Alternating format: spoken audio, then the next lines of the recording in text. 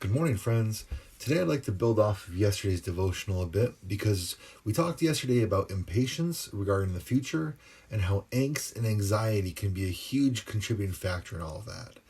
And today I'd like to take it just one step further and talk about fear itself, specifically how we can overcome fear, whether it's finances, health, safety, relationships, whatever fear we might have, whatever it might be about, how can we overcome and move beyond fear?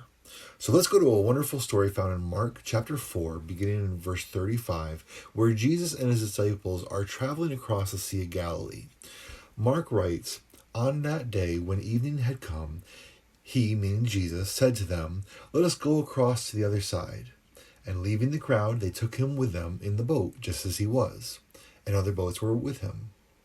And a great windstorm arose, and the waves were breaking into the boat, so that the boat was already filling. But he was in the stern, asleep on the cushion. And they woke him and said, 'Teacher, do you not care that we are perishing?' And he awoke and rebuked the wind and said to the sea, 'Peace, be still.' And the wind ceased, and there was a great calm. He said to them, 'Why are you so afraid? Have you still no faith?' And they were filled with great fear and said to one another, 'Who then is this, that even the wind and the sea obey him?'" So this is definitely a story where I can empathize with the fear of the disciples. I've never been a fan of any body of water that I can't see the bottom of, and the Sea of Galilee in the late evening with the storm raging definitely counts.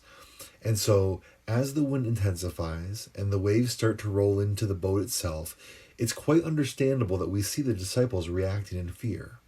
And while many of the disciples were fishermen by trade, and so it's the fact that they were sincerely fearing for their lives tells us that this storm was a very real risk to their lives, and so we need to take it seriously. And they were certainly taking it very seriously. And in the midst of all this, they realize that Jesus has fallen asleep in the back of the boat.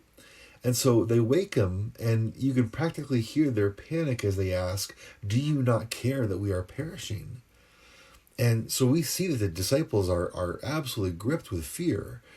They're in the middle of a situation where they've lost all control, and it seems to be just a matter of time until, they are going to die.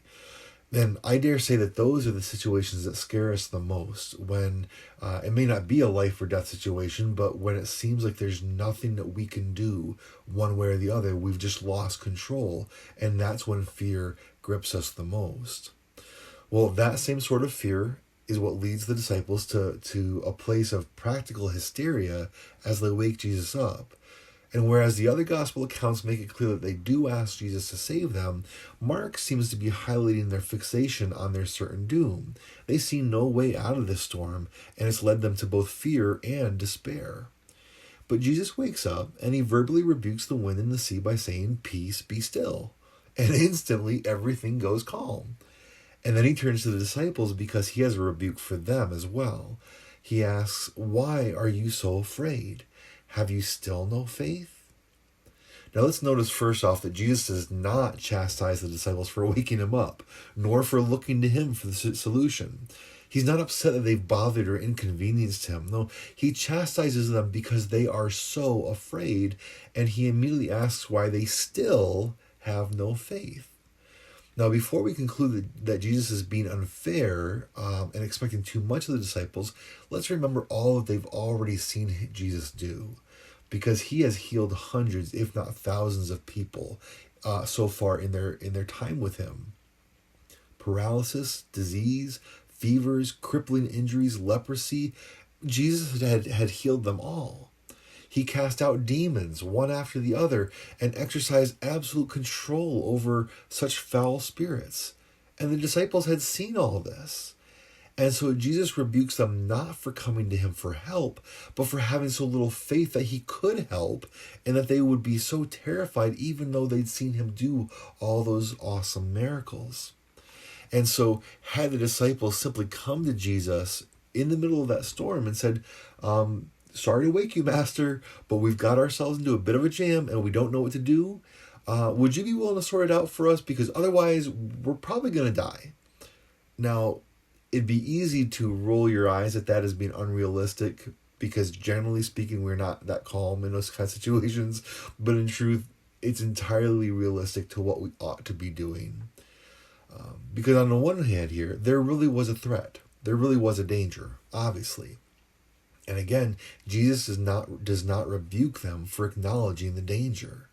Sometimes people think that having real faith means you never acknowledge the danger, you never acknowledge an illness, you never acknowledge that there might be a threat. But really, Jesus did not rebuke them for acknowledging the situation. He rebuked them for the situation dominating them and leading them to such fear, while the master of that wind and the master of those waves was right there in the boat with them.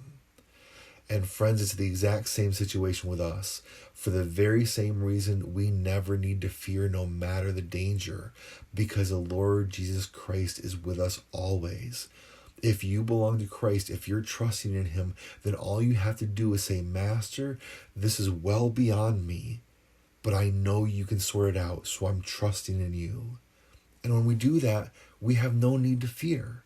And then we can echo the psalmist when he wrote, God is our refuge and strength, a very present help in trouble. Therefore we will not fear, though the earth gives way, though the mountains be moved into the heart of the sea, though its waters roar and foam, though the mountains tremble at its swelling.